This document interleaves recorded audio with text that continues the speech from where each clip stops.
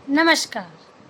आज हम पढ़ेंगे व्याकरण भारती और जिसमें हमारा विषय है क्रिया। काम का होना क्रिया कहलाए, खेले कूदे या ढोल बजाए। अर्थात जहाँ पर काम हो रहा है, कोई भी काम हो रहा हो, खेल रहे हो, कूद रहे हो या कुछ भी काम कर रहे हो, उसी को हम क्रिया कहते हैं। चलिए समझते हैं बच्चों उदाहरण के माध्यम से। जैसे विवेक नहा रहा है, माँ खाना बना रही है, विवेक अभी नाश्ता करेगा, नाश्ता करके वह विद्यालय जाएगा।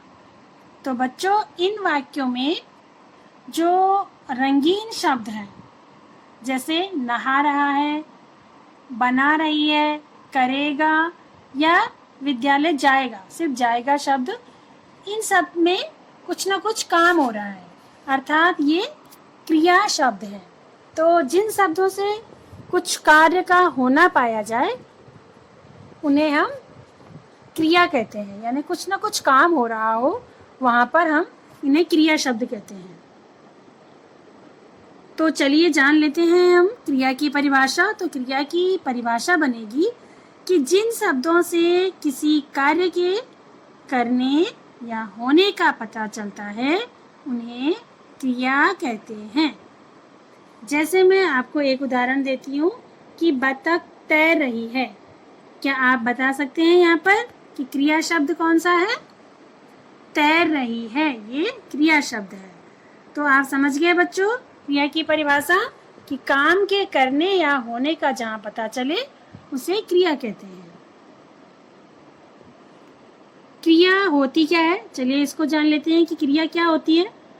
तो क्रिया के मूल रूप को हम धातु कहते हैं, जैसे खेल, पढ़, दौड़, गा, दे, ले, हंस तथा रो आदि ये धातु रूप है।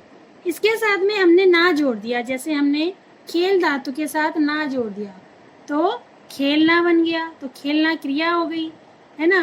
पढ़ के साथ ना जोड़ दिया तो पढ़ना हो गया, दौड़ के साथ ना जोड़ दिया दौड़ना हो गया, और गा के साथ भी अगर हमने ना जोड़ दिया तो गाना हो गया, दे के साथ ना जोड़ा देना हो गया, ले के साथ ना जोड़ा लेना, हंस जमाना हंसना, रो जमाना रोना। तो इसी प्रकार से हम क्रिया के मूल रूप के साथ अगर ना जोड़ देते हैं तो क्रिया शब्द बन जाते हैं। क्रिया का रूप पुल्लिंग और स्त्रीलिंग शब्दों के साथ बदल जाता है, क्रिया बदल जाती है बच्चों। तो क्रिया के मुख्य रूप से दो भेद होते हैं, रचना के आधार पर और कर्म के आधार पर। तो आज हम पढ़ेंगे क्रिया के भेद कर्म के आधार पर। कर्म के आधार पर भी क्रिया के दो भेद हैं, एक है अकर्मक क्रिया और दूसरा है सकर्मक क्रिया। तो आपने जाना कि कर्म के आधार पर क्रिया के दो भेद हैं, वो कौन से हैं? अकर्मक क्रिया और सकर्मक क्रिया।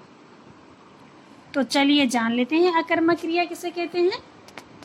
जिस वाक्य की क्रिया को कर्म की आवश्यकता नहीं होती तथा जिस वाक्य की क्रिया का कोई कर्म नहीं होता उसे अकर्मक क्रिया कहते हैं। यानी कि जिन वाक्यों में कर्म का प्रयोग नहीं होता वो अकर्मक क्रिया होती है। जैसे दादाजी टहलते हैं,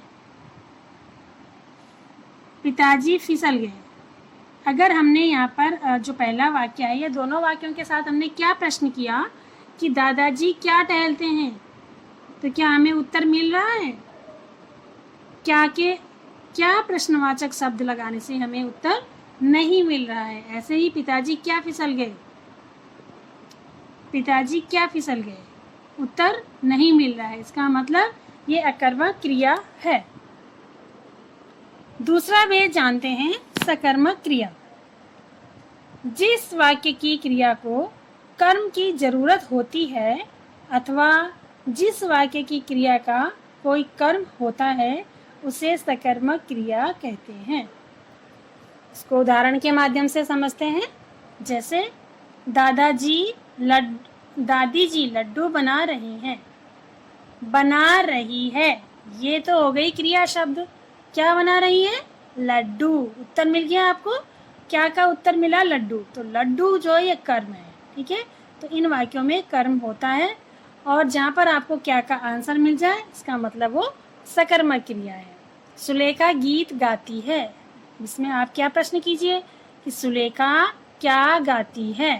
तो उत्तर मिला सुलेखा गीत गाती है। तो जहाँ पर आपको क्या का उत्तर मिल गया वो सकर्मक क्रिया होती है। अब जानते हैं सकर्मक और अकर्मक क्रिया को पहचानने का क्या तरीका होता है, क्या इनकी पहचान होती है।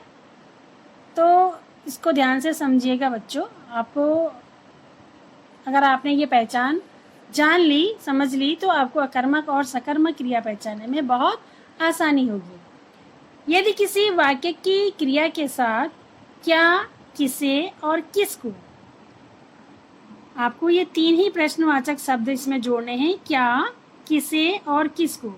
प्रश्नवाचक शब्द जोड़कर प्रश्न करने पर अगर कोई उत्तर न मिले तो वह क्रिया अकर्मक क्रिया होती है, परंतु यदि उत्तर मिले तो वह सकर्मक क्रिया है। जैसे माधुरी तबला बजाती है। अब आप इसमें प्रश्न कीजिए क्या, माधुरी क्या बजाती है? तो उत्तर मिला तबला। तो जहाँ उत्तर मिल गया इसका मतलब ये सकर्मक क्रिया है। तो बच्चों आज आपने जाना क्रिया के बारे में, क्रिया क्या होती है और क्रिया के कौन से भेद होते हैं, इसके बारे में आप अच्छे से पढ़िए। अपनी किताब में और भी बहुत से उदाहरण आपकी किताब में दे रखे हैं, इनको आप घर पर पढ़िए। और इसके अभ्यास कार्य के साथ मैं दूसरी वीडियो में आपके सम्मुख उपस्थित होंगी। तब तक के लिए धन्यवाद।